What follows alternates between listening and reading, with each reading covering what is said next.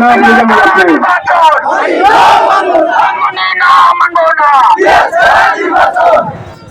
আউযু বিল্লাহি মিনাশ শাইতানির রাজিম।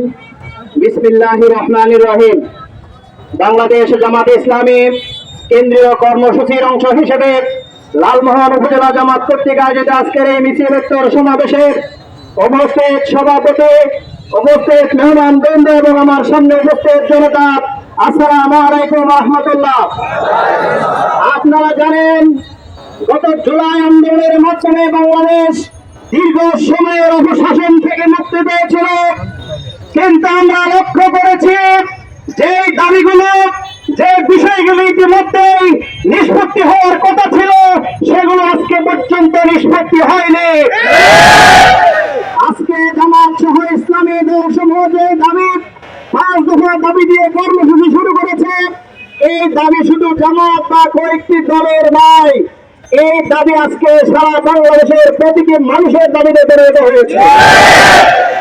আজকের এই দাবি হচ্ছে গণদাবি, শুধু অতি সত্য